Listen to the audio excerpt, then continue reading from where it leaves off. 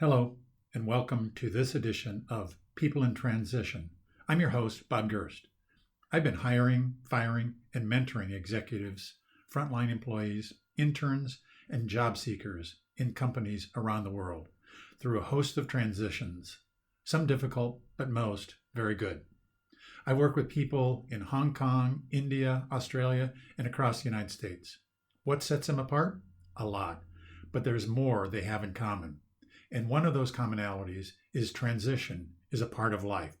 This experience has given me a bird's eye view on a variety of trends, economies, industry disruptors, and transitions that are big and small. It also brought me into contact with the thought leaders and decision makers you need to meet, the people who can make the difference that matters to you right now.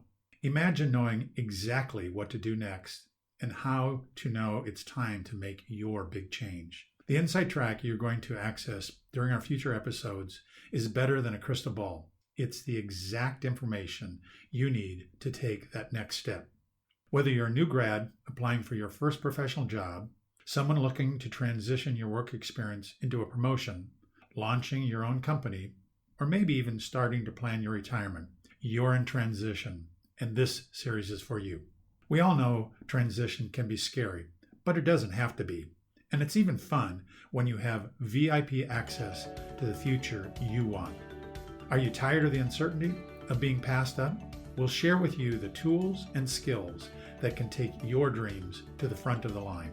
So, if change is on your horizon, or maybe just the thought of change, you won't want to miss this discussion.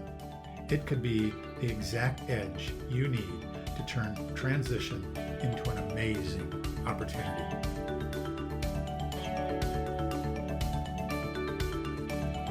Dr. Wiktor Tutlewski, and I'm so pleased that we have the opportunity to speak with you today. Thanks very much, Bob. Great to be here. Dr. T, what a great career as I look back on what you've done. You've worked at several HR roles, senior professional roles.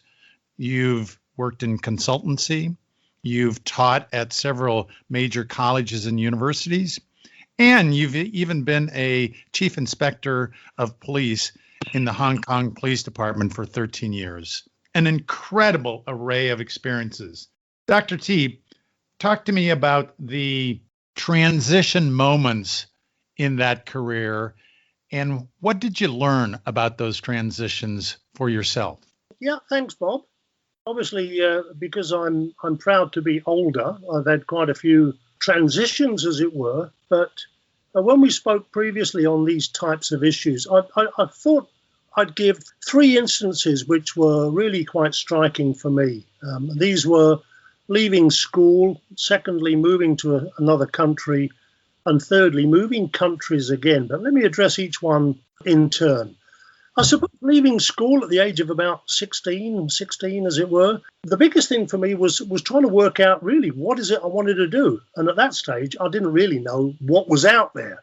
So at the age of about 18, after working in a local bank for about 2.5 years, I sat down one day and just decided, well, I can't carry on being a bank clerk forever without any true purpose or meaning. So I sort of thought to myself, well, what is it I really want to do? And there were three things that jumped out at me. Number one was studying the law, which is basically English with a precedent.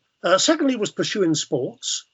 And then the third thing I really wanted to learn how to drive a car, motorcycles properly. And all of a sudden it dawned on me that becoming a police officer would satisfy all of those issues. So therefore, I suppose the moral of the story in that one is to anybody, when you're thinking about transition or even at an early start, try and give some hard thought to what would really make you happy and then move it aside from there. My second point in terms of a big transition was moving to another country. And this was going from UK to New Zealand and then New Zealand to Hong Kong. And in all three places, essentially, I was a police officer again. But in Hong Kong, what this entailed was learning a completely new language. The first two places, England and New Zealand, are essentially English-speaking countries. But in Hong Kong, I had to learn Cantonese.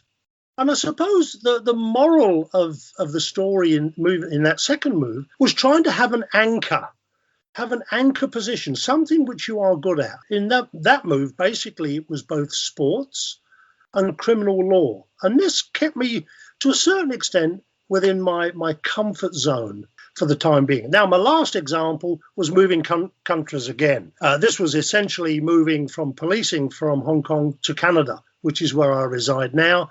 And now what I've done is I've moved from a big bureaucracy into teaching in academia, which is a very different world, going from practice, if you like, to academics. And I suppose the moral of the story I would have there is you don't know what's important until all of a sudden it comes up.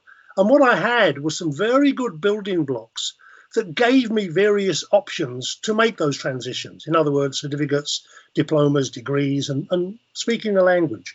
Dr. T, do you think that transition and people who are in transition, is it different when you're in different countries? You've lived, worked in a number of different places. Was it somehow different in each of those countries, or was there similarities? To answer that question, Bob, I think there are similarities and differences because, as I say, I had some anchor points, which were sports and in actual fact, the law or the process of law. And I don't think that changes no matter where you are in the world. But what is very different are the way people do things socially within another country. So, for example, because I was working in China, there are certain, if you like, without being overly discriminatory, there are certain respects that you would have for older people, for younger people, the way people move about, the courtesies that are involved, filling up other people's glasses before you fill up your own. These type of nuances I would call are culturally polite initiatives that you need to be aware of no matter where you're going. I would say that many of the organizations I've been with, you can define it as culture is the way we do things around here. Whether it's a country or whether it's actually a company, it's the same thing. What if one of your students comes to you and says, I'm nervous, we're in this COVID time, lots of people have lost jobs, it's just more stressful, and I want to do the best job I can in terms of finding that right job for myself when I graduate this summer. What are the 2 or 3 things that you're going to tell them that they should do to help them make that transition from college and university to their first job? I think from an academic point of view, as you say, in terms of students or people who are just embarking on their new role, I think I would say preparation, patience, and then make sure you continually review your resume. So let me speak a little bit about each of those. The preparation aspect.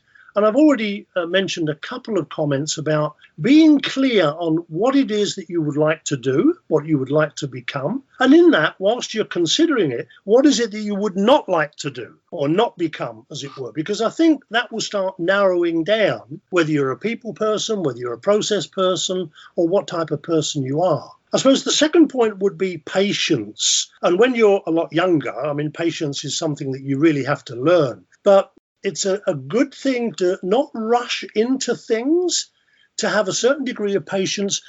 And that comes also to writing your resume. This includes a resume and a cover letter. Now, to give you an example of what I did, I've got a generic resume at the moment, which is about 5-6 pages long. But whenever I send a resume in now, it's never more than 2 pages. It's always tweaked towards fitting the job characteristics and specification of the job that's being advertised. And when it comes to a cover letter, I actually have the cover letter, which is 1 page, specifically geared towards that particular job. There's 3 paragraphs on the page. The first one is indicating how you actually came across the job interview or the advertisement and thanking them. The second part is aligning your own comments with those in the job description and the job specification. And then the third paragraph is, if you like, summarizing the really good parts that you've got, how it could be a fit for the job, and asking whether you could contact them as soon as the deadline is up or how to move it forward. So those are the 3 things I would advise a student. So you talk about narrowing your job search to what I'm interested in, to what I'm passionate about. But what if I say, look, I'll do anything. I'm a fast learner. I can do anything. What do you coach that student? Okay, let me just say a few comments there about the research in the organization. What I normally say to students early on, because many of them say to me, "Oh, I want to be an entrepreneur.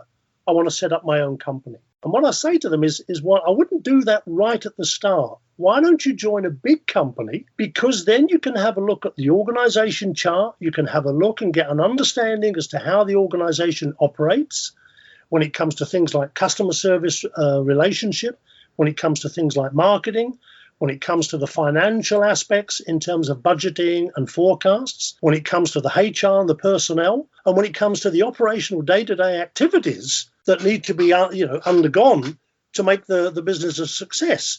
So if you can align yourself with a company that you might want to start yourself first off, and then learn from the big boys in order to be able to move forward.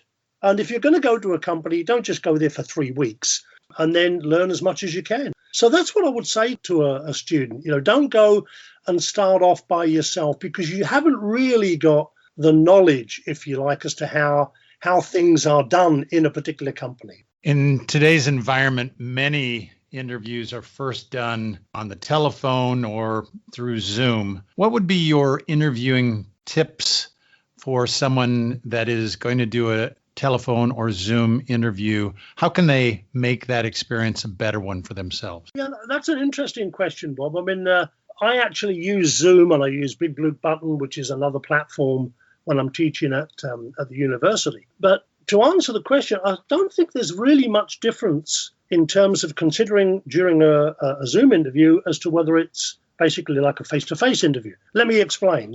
In an ordinary interview, there's the pre-interview stage. Then you got during the interview, how should you perform? And then lastly, there's post-interview, how should you follow it up? So let me just speak a little bit to each of those labels. So in a pre-interview, you know it's going to come. You know you have to prepare for it. You know you've got to set your room up, as it were, put a backdrop in, make sure you don't have any extraneous noise, turn your mobile phone off. And then I think the best thing to do in preparation is make sure you know yourself. Try to almost second guess some of the interviews. Generally, the way an interview works, and now we're moving to the during stage, you'll get some general questions basically about your resume, maybe where did you go to school, or what did you study, why did you study that? And if you've got hobbies on there, somebody might ask you about your hobbies. So you need to have a pretty good answer as to exactly what's written on your resume, and also be able to have a prepared, or at least a semi-prepared answer in regards to the job description and the job specification. And what I mean by that, the job description outlines the particular roles and responsibilities and activities, if you like, that a person is expected to perform. The job specification are the qualifications, attitudes, skills, and knowledge that are required for the person. So you need to be able to have an answer. And you have to be honest as well. If it says, for example, a high degree of software skills with at least 10, 15 social media and competencies, if you're only competent in a few, then you need to say that very early on. So during the interview, I would also say try and limit yourself to around about 60 seconds per answer and highlight a key point as to how that links with your expertise.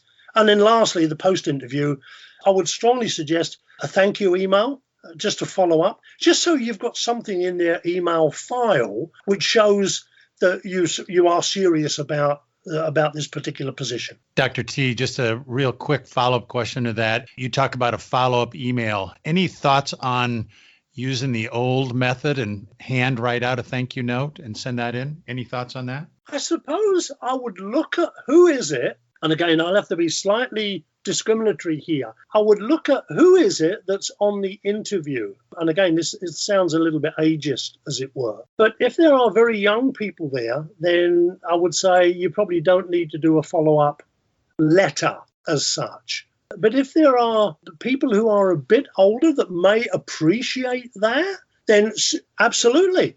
The other thing to do, of course, is if it's local, you could always pop by.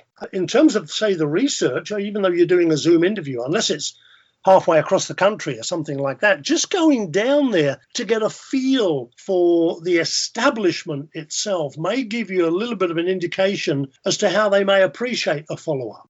What does taking care of your personal brand mean? And if that brand is somehow tarnished, how can you improve on it? I only use LinkedIn in terms of, for example, social media and putting myself out there. But I will admit, once I put my personal profile up, I was very careful as to how I phrased what I phrased, the qualifications and the dates and the competencies which I had accrued. I never chased people to try and give me endorsements because I think that can be, if you like, overkill. In terms of a Facebook account, if I was to move for something like that, I have a Facebook account, but I don't use it.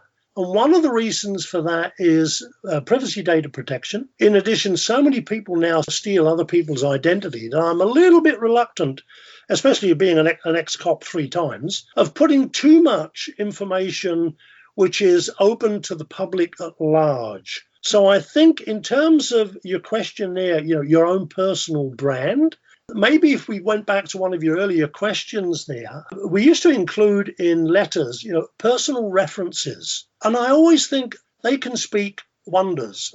For example, if you wanted to get a passport endorsed, you'd either go to a postmaster, or you'd go to an engineer, or you'd go to a professor at a university. So you'd have other people who would say, yeah, this guy, in terms of character, I can make these statements. So I think your personal brand, obviously incredibly important, because a reputation takes a lifetime to build and it takes moments to shatter. I suppose I would say be careful what you put out there. I use LinkedIn. I can navigate my way around Facebook, but I don't overly use it. And I would suggest to people, think about references, as it were. Who is it that would stand in your corner? You talked earlier about finding that job that you have passion for, that fits with your skills and your interests. How can I find out kind of where my strengths and weaknesses are at before I start that job interviewing process? Yeah, a very good question. I suppose for me, early on, this was at the age of about 18, as it were, or 16 to 18, working in a bank. It was 2 years of staying in an organization and then asking myself, do I really want to be here for the rest of my life, basically? And when the answer came back, well, not really. What I did is, as I mentioned earlier, think to myself, what are the 3 things that I really am keen about? And to me, it was sport. It was reading English or studying law. And then I was very keen in learning how to drive properly. I mean, these are the 3 things for me, but it might be for a person, I'm interested in learning how the internet works. I'm interested in how to navigate my way through software packages. It could be those types of issues. But what's also important is saying, well, what is it you don't want to do? And I'll share with you an example. As I was going through this search for myself, I thought one of the jobs I would not like to do would be a prison officer working inside a prison. I mean, to me, that just did not resonate at all. Another one was working on high-rise building construction. I mean, it's completely outside of my area of expertise. I'm okay with heights, but it's not something that resonated to me. So therefore, I was looking at things indoors versus outdoors, working with people, working alongside people, not working with people. So therefore, you're starting to cull down or refine, if you like, what is it that could capture your interest in relation to, say, a job that you want to stay with for at least 3+ years. Dr. T, what can you do to remain focused during your time in transition? Are there skills, techniques that you've coached people to use? Yeah, I suppose so. I remember when we had an earlier conversation, Bob, you used a term there which I thought was interesting. It was managing uncomfortability, which is, what is it that's out there that which might make you feel a little bit uncomfortable, as it were. I suppose my answer to that would be you're probably not now going to work in one job right the way through your life. I mean, that was, if the 60s and the 70s, working for IBM, for example, it was you got a job for life. And then all of a sudden they laid off 70,000 people. So I think it's prudent in this day and age, especially in this current COVID climate, to realize that things are going to change and you have to be able to accept that things are going to be uncomfortable. So what is it knowing that that's going to happen, that you do need to change or you need to embrace change. And I suppose one of the morals there is that as we get older, we do tend to get more set in our ways, but we also need to adapt because the world changes every day. And I suppose one of the ways that we can actually focus on being positive is on regularity and small successes. I mean, for example, pick 3 things during the day that you want to focus on. It might be eating healthy. It might be doing some form of exercise. It might be doing 30 minutes of reading or playing piano or guitar or something new. If I can give you a military example, and this is quoted quite a lot, and this is when I did my territorial army stint in New Zealand. And one of the first things they said is every day when you get up, you make your bed. And the rationale behind that is when you come home in the evening, your bed's made. Plus, you've done something. You've got one little success behind you. So I think having those little successes during the day is a big thing. And I think the last thing I would add to this would be you've got to try to have a positive frame of mind. Now, that's not easy. It's easier said than done. But I've had this with my children. They said, "Oh, Dad, I'm a bit depressed." And I said, "Okay, watch. Do you remember that movie, such and such, whatever? It's a fun movie. I mean, there's a Jungle Book was one that they used to love. To watch an uplifting movie, to read an uplifting book, to go back over some poetry, which gives you a buzz, or even put on some music that stirs good memories. I think that stands you in good stead.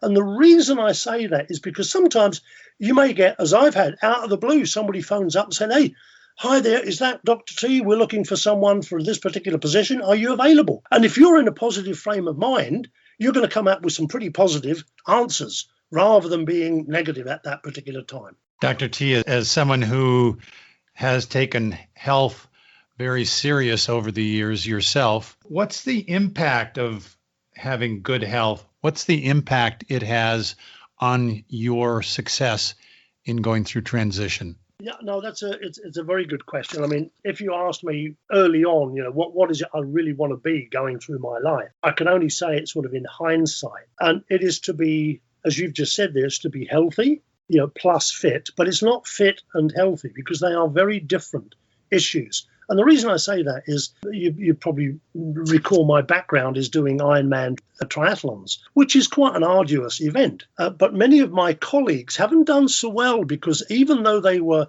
fit, they didn't have the health to back it up. And many of them had seizures and strokes. And I think what was happening was the fitness was basically masking the health. So I think you need to be very wary of just how fit you are before you embark upon not only sporting activities, but highly stressful type of positions. I think being curious is also not only about your own health, but about what's out there, which leads into, if you like, research and learning. Because the better you understand yourself, the better you'll be able to, move in, integrate yourself with other people and possibly even manage others. So health, as it were, is something that you need to be continuously on top of. Dr. T, what do you do kind of in the middle of the night and those gremlins of fear and doubt and depression, they get into your head?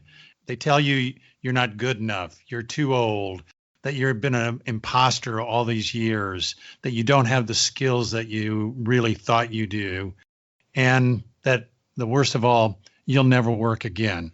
How do you deal with those gremlins?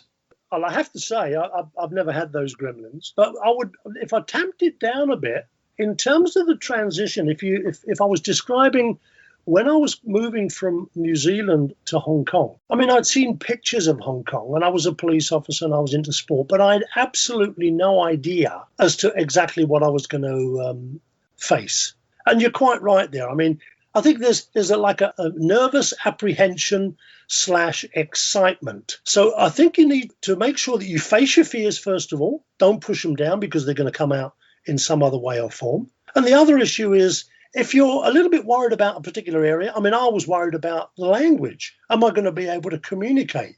It's all very well in expatriate circles, as it were. But if I'm expected to police in certain areas where language is going to be a major issue, how can I get myself a head start? So for me, what I started to do was read Cantonese books before I even got on the plane to go to Hong Kong. I think the answer to that question really is, what is it that you could do meaningfully to better prepare yourself for that particular transition? And I think also when you actually arrive in a place, I think it's okay not to say, look, I have absolutely no idea what to do here, but to say, look, I'm carefully cautious here because I don't have any experience and I really think I need a bit of help early on.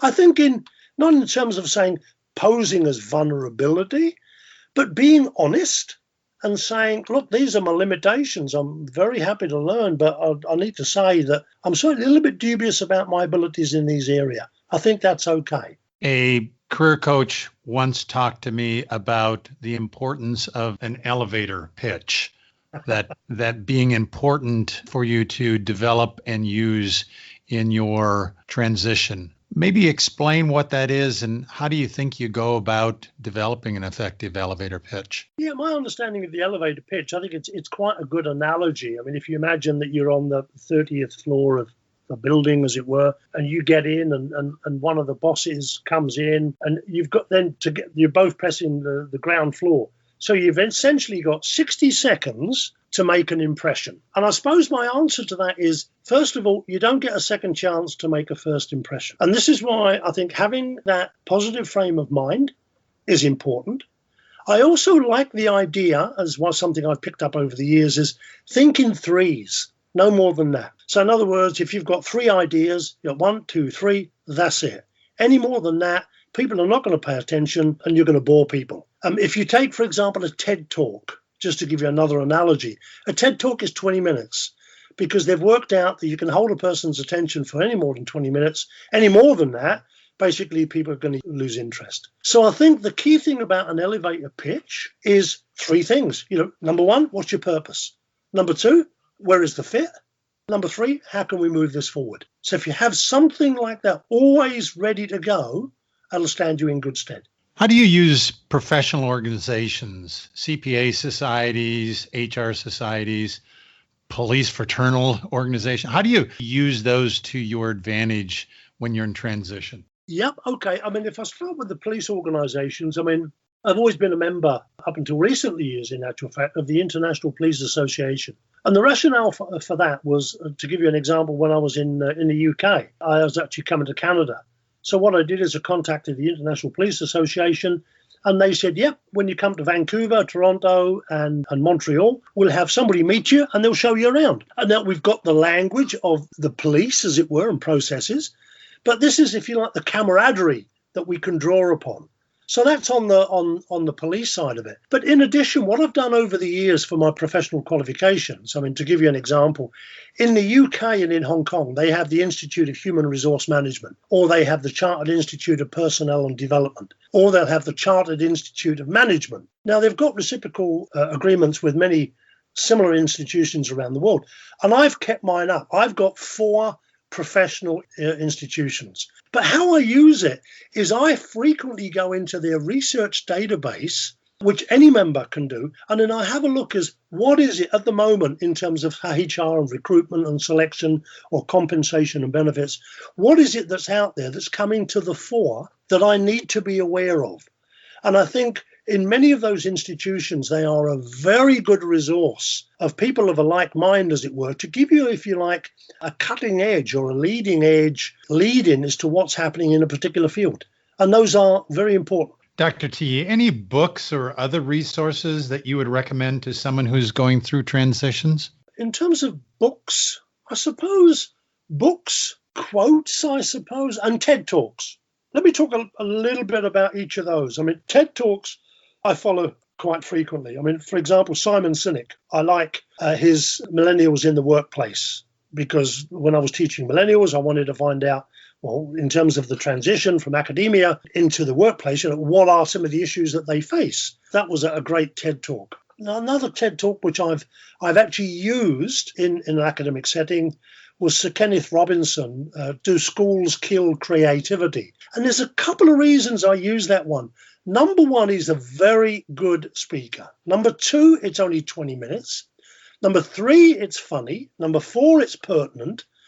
And lastly, he makes a very, very good case as to why schools nowadays tend to focus more on mathematics, chemistry, and physics, and they put the creative arts right down the bottom. And yet, when you emerge in the business world, everyone wants you to be innovative, to be creative. And of course, that's the last thing they taught you at school. So I think relevance is important when it comes to things like TED Talks. When it comes to, let's say, books, I suppose the one that comes to mind more recently is my daughter attended a seminar, and in the book, it was Jim Quick on Limitless. And I read the book, 750 pages in about 3 days. But the reason it resonated with me, because this was all about learning how to learn, which is very similar to learning how to transition or learning for change. It's the same type of words. And there were some very good tips that he gave in the book, giving a very strong case to demonstrate how you can change, how you can learn, and how you can actually, if you like, when transitioning, to understand how you best learn yourself. What is the best approach? By reading, by seeing, by doing, by talking to others, what is your personal preference? And then I suppose in terms of, say, quotes, I mean, there's some that I've built up over the years. And I'd like to share just three of them with you. I suppose the first one is the adage from Special Air Service, who dares wins. This is because of my military background, but it's who dares wins. And essentially what that's saying is have a go. I mean, there's no loss. The biggest loss is not having a go. The second one would be lest we forget, which again is a military adage. And what I like about that one is the past itself has a way of coming back. The past is always with you. But if you can remember your own values and build on those, that's an integral part of literally being and belonging. And I suppose the third one is carpe diem, which is seize the day. And I like that in line with even when you're having a go and things look a little bit shady or dubious, go as far as you can see. And when you get there, you'll be able to see further, which means, to run a marathon, you've got to take the first couple of steps. So there are some quotes and some books and TED Talks that I would share with you, Bob. Thank you, Dr. T. Keeping kind of in line with your elevator speech about thinking in groups of three, if our listeners only remember three things as they go through their personal transition, what are those three things that you want them to recall? Okay, Bob. Let me talk against the backdrop of each of these. I suppose know yourself would be number one. Second would be treat life as a journey, not just as discrete particles. And I suppose lastly, it would be, be proactively patient. Let me make a comment on each of those because I've addressed some of them early on. Knowing yourself, I can always remember my first university course, which was a psychology major. And the book that was actually subscribed was Becoming Yourself, which I thought was a bit strange. But after I'd read it, really understanding yourself is a really good platform to being able to understand others. So yourself, your own likes and your dislikes, your values and your ethics, your cultural well-being, as it were, based on other people who may be from a different ethnic background, as it were. I think you need to be honest with yourself to make sure you're building on that fundamental base. And then don't be afraid of expanding your knowledge into other areas because they might provide connections later on. So that's knowing yourself. I think secondly, treat life as a journey. I suppose the statement there is, it's not over until it's over. Therefore, carpe diem. But I'd like to build on that by just saying, make sure that you're meaningfully occupied, even whilst you're in transition. Because if you're meaningfully occupied, once that phone call comes in, and I've had this at least twice while I've been waiting for jobs, as it were, overseas, and then to be in that positive frame of mind and to be actively engaged positively is a really good way of looking after your own personal wellness. And then I suppose the last thing is, as I mentioned, be proactively patient. And I've said proactively rather than being reactive, because if you just wait, it might be called unawares. And this comes back to, if you like, your elevator speech, when you don't know when the boss is suddenly going to walk in at the same time as you. So you've got to be prepared for it. And I've thrown in there proactively patient. Be patient. Make sure that you can control your time. Don't just allow it to roll by. And with that sort of frame of mind, as I say, if a position comes up, even when you least expect it, at least you'll be in the right frame of mind to make the best of it. Dr. T, Wiktor, my friend, I've done this transition stuff for many, many years. And I'm always amazed at what I learn from you when we speak, what your experiences are, how willing you are to share in your thoughts and skills that you have. And I know that the listeners will be equally impressed. So I thank you for your time today. We appreciate it a great deal. No, thanks very much indeed, Bob. I really hope it just helps anybody out there. Thank you for listening to today's podcast. We're working in unprecedented times as the world responds to the recent COVID-19 crisis. The fact is that even those who are not in transition understand it could be right around the corner, next month or a year from now. The purpose of these episodes are to give listeners support and the critical tools to adjust with the winds, wherever they come. I'll continue to introduce you to guests who have successfully, perhaps gracefully or without too many battle scars, survived their own obstacle courses, and can share useful information on how to steady your ship or your world in this uncertainty. If today's message was helpful to you, please share it on social media. If you have any questions or podcast ideas for future conversations, reach out to me on LinkedIn. I appreciate your time you're investing in sharing these important conversations with me, my guests, and others who are going through life transition. Transitions between jobs, life stages, new entrepreneurial ventures, or whatever life brings. Change is constant. The more prepared you are for it, the better and easier the change will occur. Thank you again. This is your host, Bob Gerst. See you at our next episode of People in Transition.